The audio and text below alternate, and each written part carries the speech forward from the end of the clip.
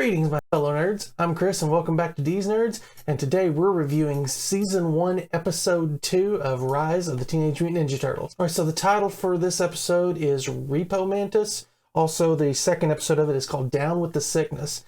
Now, one thing I want to point out here is just through looking at things like on, especially like on Turtlepedia or TMNTpedia, looking at it, it looks like the order is a little different than what's on Paramount Plus. I'm going by the order that's on Paramount Plus. So if you're like sitting there going, that's not the right episode, you know, hey, I'm not trying to put too much thought into this. So apologies.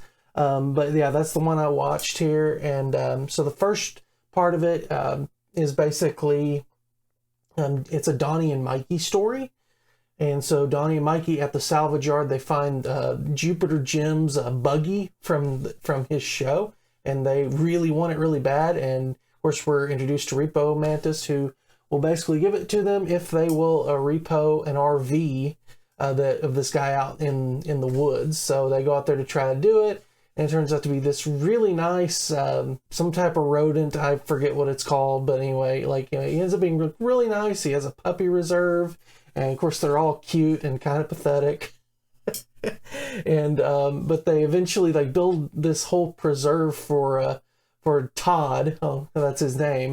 They basically build that for him so that he can go off and do that, and they can take the RV back. Well, of course, Repo Mantis reneges on the deal, so they just say, hey, we're gonna steal it. So basically they take it, and then a big chase ensues, and, you know, hilarity happens. So kind of like looking at this episode is where I'm really starting to understand that with this show, it's definitely less of an emphasis on the ninja and very heavily emphasizing the teenage aspect of it.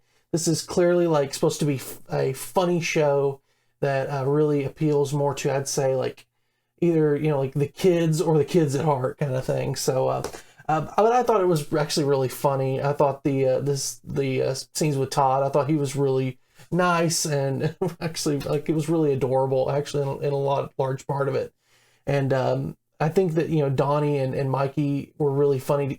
They're always a great pairing together. So never complain whenever I see Mikey and Donnie, no matter what iteration of the Turtles it is, being on there. Yeah, but I thought it was a really sweet, really endearing kind of story. And, you know, we did have a pretty cool little chase scene at the end. So really no complaints as far as that goes. As far as Down with the Sickness, basically Splinter's sick. And apparently at the end of the rat flu, basically they can ask for whatever they want and Splinter will say yes. So basically it's all like, you know, survival of the fittest as each turtle gets infected with this rat flu, so that, you know, basically it comes down to Raphael at the end of it. And to me, it comes in 7 stages, which very much reminded me of, if you've seen 21 Jump Street with Channing Tatum and Jonah Hill. Like there's certain stages to being high on that drug. It very much reminded me of that, and I wonder if they didn't take something from that. But I thought that was also really funny. Again, you know, like it's not really any type of, you know, where they have, you know, some bad guy that they're trying to go after, or even another mutant. It's all contained within the lair, which I thought was pretty cool. And it's definitely like Splinter at one point shaves himself. Like, I think there's parts of the show that are like really bizarre, and I'm like, what are they doing? But then there's parts of it that are really funny too. So I thought that was really interesting, you know, like how like he goes through those stages and they're trying to navigate that without catching it from him. So, you know, first, I believe, yeah, it's Donnie first that gets it, then Mikey, then, no, Mikey's the last one before. I can't remember if I think it's Donnie, Leo, then Mikey, and then Raph gets it at the very end when he's about to ask for what he wants. But the cool thing is they never really reveal what Raph was going to ask for, because he keeps like wondering what he's going to do throughout, and he's like, I've got it, and he goes to do it, and Leo like jumps in at the last minute and says he wants a hug, and of course Splinter gives him a hug and gets him sick as well. But like I said, this show is so far, I think the best thing I can describe it as is very insular, in that, you know, it's definitely more about the relationships between the brothers and less about outside influences so far. So I think that's very interesting in and of itself, and I think that they get the relationships they understand that really well.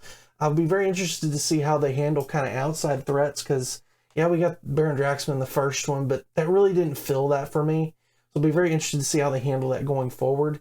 One thing I can tell you straight up that I can tell you I get more and more set that I don't like it, is what they're doing with Splinter.